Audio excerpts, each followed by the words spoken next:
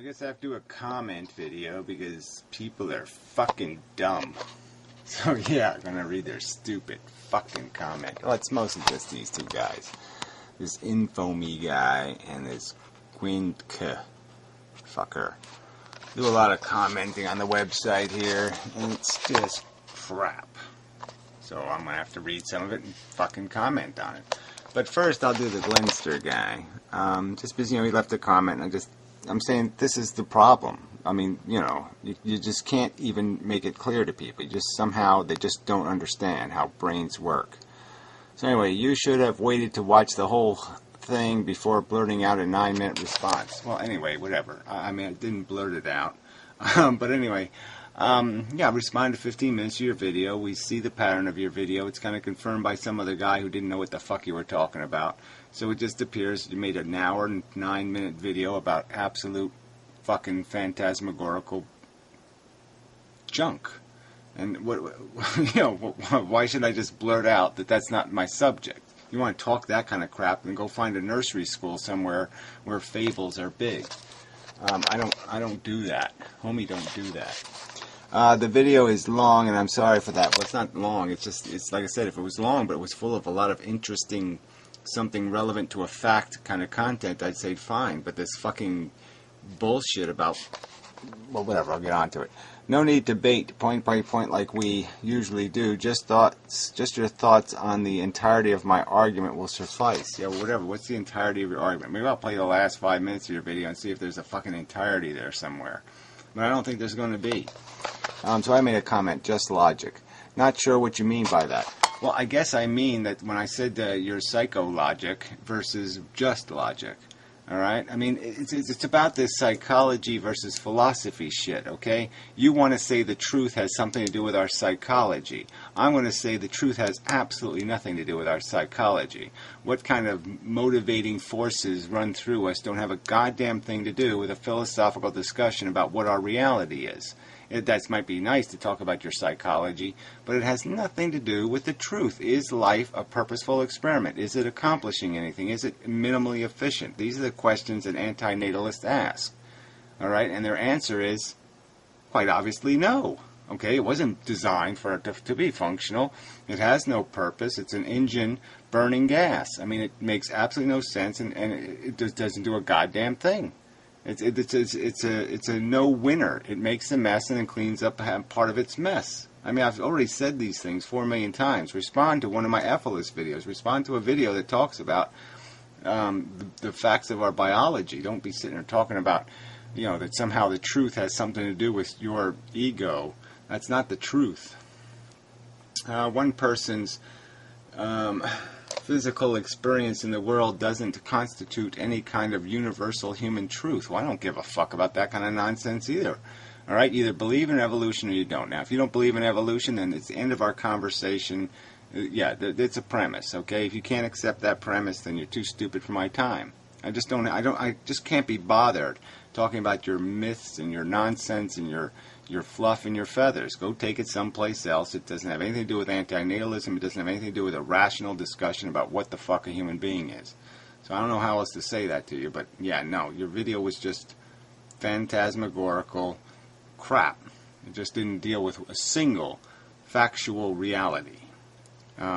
And again, you're not getting the simple truth here. And the next guy, well, I'll wait till the next guy just because he's really just an asshole. So this Quinta guy says, I understand that your opponent's redundant references to psychological terms may seem nonsensical and grandiose. Yeah, that's right. But no more than your claims that a DNA molecule and determinism controls you. The determinism controls me, okay? The DNA molecule I've just argued doesn't control me. All right, there's a progression of evolution of our brain, okay? We have biological functions, we have conditioned responses, and then we have an intelligence that ultimately can control all of it. My intelligence tells me whether I'll do something or I won't do something. This is the will part. This is the part that is doing the consciousness thing, that we're the most conscious of. I can say, I'm hungry right now. And I could also say, I could feel the hunger. And my brain could just say, no, we're going to fast today. And so it would just say, no, the fasting thing is the principle. We're going to do the principle thing. This is what we're going to do. And we'll just ignore the hunger. Okay, it's quite ignorable. We can live with it. We can endure it. I mean, it's like, you know, what part of your brain, what part of you bandages a wound? It's your intelligence that bandages your wounds. I mean, you know, this is just bullshit. Yet you have mastery over the DNA molecule and determinism. I didn't say I had any mastery over determinism. I'm saying it's part of the determinism is the acquisition of intelligence, okay? I mean, I was born in the 20th century after Einstein. I've been the beneficiary of a huge volume of education and knowledge I've been exposed to or had available to me. That deterministic circumstance has made me something other than a dumb fucking animal. So I don't have to behave like a dumb fucking animal. It's not that complicated. We're not what we were. We were biologically the same creature a million years ago, well, at least 500,000 years ago. Fundamentally, biologically the same fucking animal. Was I living the same life 500,000 years ago I'd be living today? Not even fucking goddamn close. And what's the difference? Oh, that's right. This part of our brain has been educated. They had the same brain. They could have gone to school. They could have done everything I'm doing right now. They could have done. And what made the difference was they didn't have the information in their brain. They didn't have an informed human intelligence, an educated human intelligence. And it's just a huge difference in behavior. I can drive a car. I can sew a sock. I can turn on a video camera. I can fix a video camera. Even though you have no free will. Yeah, well, okay, again, I never mentioned determinism in the video. I didn't even imply there wasn't any determinism. So this is all bullshit. When I say I'm using it in the common language way. You're going to force me? You're going to be some kind of asshole? I'm going to have to say my brain or one of my programs? Do I really have to do that? I mean, we've been through this shit already. I mean, you're pretending you haven't seen the other videos. You've commented on them. You've seen the other videos. You know I don't believe there's an I. I believe there's a collection of programs. So this is just bullshit. You're just being a fucking troll now. Bravo. I guess you think that you can have your cake and eat it too, right? No, wrong. I guess you think you can be a motherfucking troll without pissing me the fuck off. Well, guess what? You're wrong. So, fucking whatever. I hope determinism takes care of you, fucker. How is it that you can control your actions and supersede both DNA control and determinism? Like, again, I never said I was taking control of determinism. It's part of the determinism, part of the script I've acquired, that I'm able to understand my psychology, understand conditioning, understand the mechanisms of my function, and be able to more eloquently play the game of life. All right? I can be hungry for meat, and yet I can say, I don't eat meat. Not hard. While claiming we have no free will, and well, we don't, is one way or the other. It's one way or the other. And like I said, I haven't compromised one way or the other. It's your perversion that has your mischaracterization of the argument that's been made. You can't have both. Which one is it? Like I said, there's no doubt about which one is it. I made it goddamn clear and explicit in videos.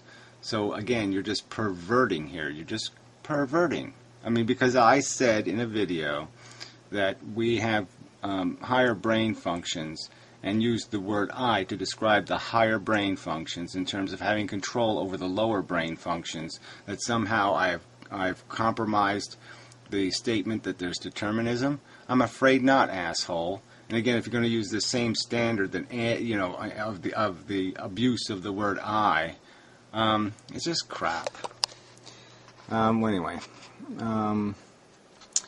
If it's true that we have no free will and the DNA molecule and determinism is ruling our lives, if it is true, well, it's not, so this is just bullshit, then you are wasting your breath trying to supersede its omnipotence. Well, again, how the fuck is it possible that that is ruling our lives? Every demonstration of our evolution, and especially our cultural evolution, demonstrates that we invent condoms, we change behavior, our needs, we satisfy our needs in different and more non-standard ways, because we're breaking away from the DNA and the nature. I'm on a computer, for fucking Christ's sakes. You're on a computer. I mean, the evidence of your breakaway from some sort of natural lifestyle where you sit there and shiver in a cave somewhere is quite obvious. Shit. You had some funny commentary. Thanks, Rock On. Well, fuck this Rock On stuff. I'll just say fuck you, because I find it offensive. This cake and eat it too crap is really offensive, fucker. If you're gonna call somebody a hypocrite, then you better fucking prove it. You better quote them, and you better demonstrate how you don't have personal knowledge by watching these other videos that have said exactly the opposite of the words you attempted to put in my fucking mouth. So fuck you. Alright, now this infamy guy, let's do him. Yeah, these comments are this one's to the Glenster guy, and he's just asking, what the fuck are you talking about? Interesting. I would like to add fuel to this fire. First, how will stopping this molecule on this planet prevent it from generating on another planet at another time? We have absolutely no evidence that it's ever generated anywhere else ever in the history of the universe. You have one event that we know of. There's evidence of one event and one event only. There's not a single radio signal, not a single bit of noise coming out of any other part of the universe to indicate there's any intelligent life anywhere else in this universe. There's absolutely nothing indicating that life is a common event or that it happens easily. It only happened one time on planet Earth. There's no silicone-based life. There's no other carbon-based life. There's not even a subtle variation on a DNA theme where in all probability, it's like if you put two animals on a desert island, the odds are those two animals would learn to either parasite on each other or learn to live with each other, but the odds are they wouldn't kill each other. And the truth is, if life happens so fucking easily, it should be happening all over the goddamn place on this planet that has volcanoes, it has frozen glaciers, it has deep water vents, it has all these different environments, and yet not a single time has a second life form ever arose out of all these dead body parts. So here it's just covered in goddamn parts, and not a single second time did it happen. So you have no evidence for this theory of universal population. I would argue that if we had some indication that life was abundant, well then there probably would be an obligation for us to survive just to go out and clean, just to go out and hit man, and play, responsible pet owner or whatever you want to call it, and go out there and put the rest of the shit out of its misery, because it's likely in some sort of Tyrannosaurus Rex ruled, dominated world. And again, you're probably just one of these assholes who would glorify that. Okay, it's just stupid DNA models. It's Model A competing with Model B's, competing with Model C's for absolutely no good reason. Just beating the shit out of each other in a demolition derby, and they accomplish absolutely nothing. They just damage the fuck out of each other so one asshole can say, I'm best, and that's the end of the game. I'm best. That's the end of the game. I'm best. That's the end of the game. It's stupid. Considering also that the first few millennia of its existence is far more brutal and horrid. You don't have any evidence of that. The first billion years of life on Earth, there wasn't a single horrid event. There was nothing sentient on Earth. Nothing had a brain yet. All right. So you explain to me the horror. I mean, what? Here's an old retired Cheez-It. Fell on the floor. If I crushed this thing into a million little pieces, I'll swear at it and hurt its feelings first. You motherfucking piece of shit! Is the Cheez-It really harmed, you think? Alright, and then I can smash the fuck out of it and throw it in the garbage. There it is, little tiny pieces, broken. Oh, look at all the blood in the guts. No, that's not what happens. There's no screaming, there's no harm, there's no suffering, no Holocaust whatsoever. It's just idiotic to talk about the first life forms having... It's fucking robot wars. Completely irrelevant as a happening, as an event. Doesn't mean a damn thing. If you assholes want to make a bunch of human robots that beat the shit out of each other and have wars with each other and eat the other animals, you want to make all these animals out of robots, fine, go ahead. Knock yourself out. You want to populate Mars with a bunch of robots? Okay with me. Just don't put sentient life forms on Mars. Okay. Here we go. More brutal and hard than when it is more developed and complex, as history has shown. Yeah, well, this is so idiotic. I mean, the whole point is it's only the complex organisms that do this highly sensate thing. It's mammals, marsupials, birds. You can go down the chain. Reptiles, maybe insects, but who the fuck knows?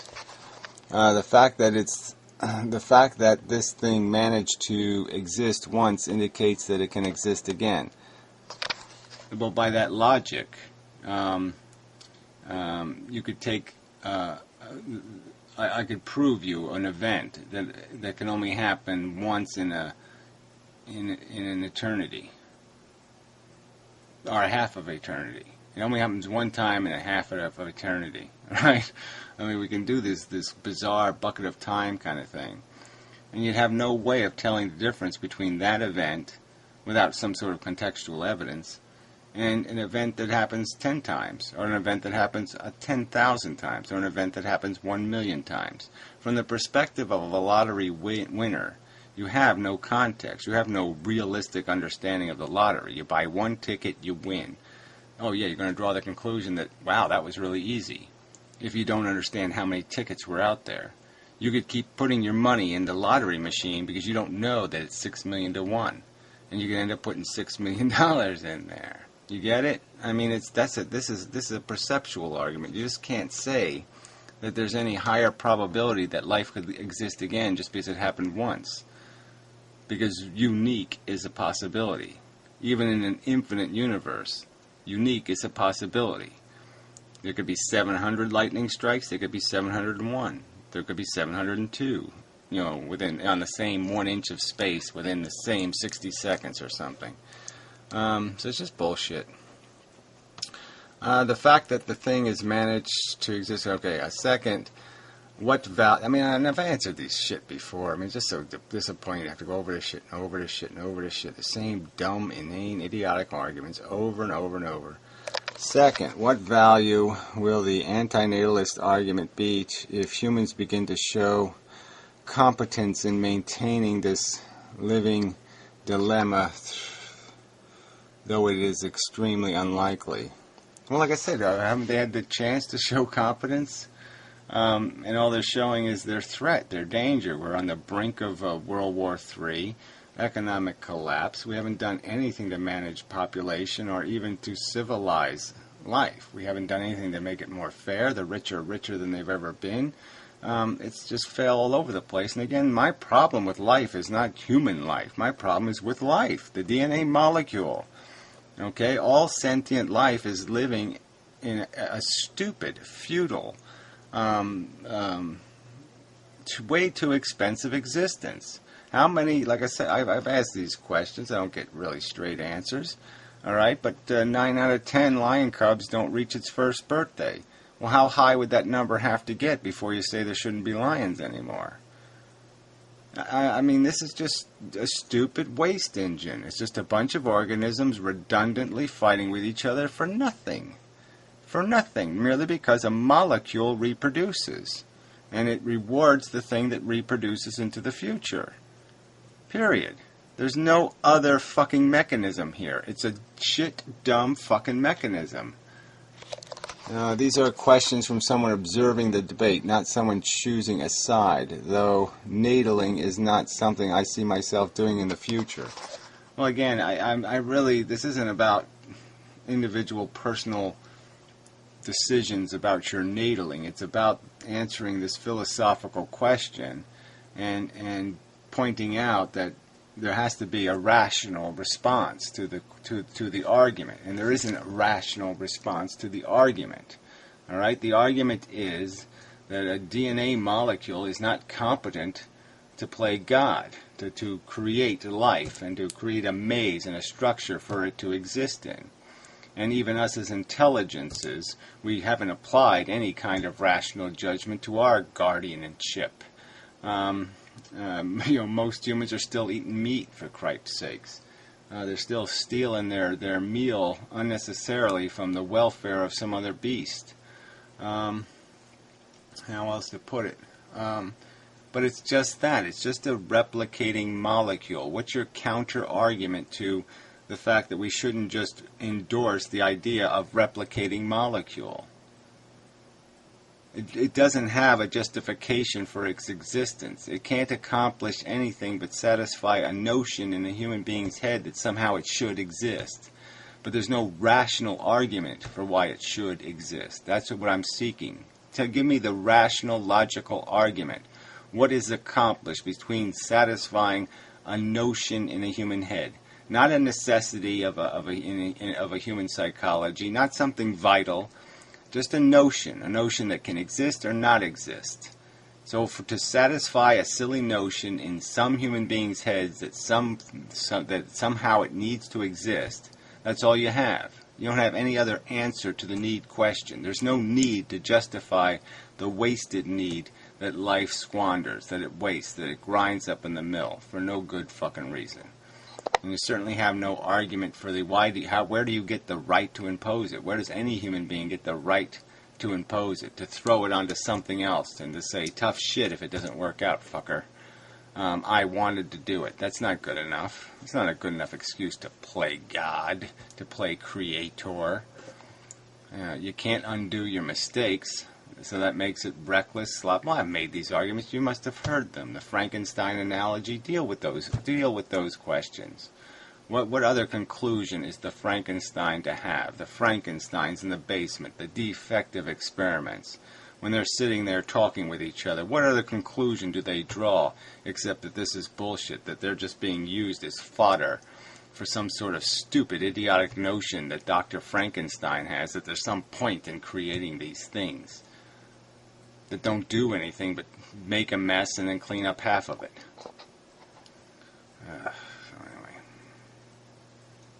So just a general fuck you to the commenters. Yeah, Skid Row Radio, they left a comment here. So thanks.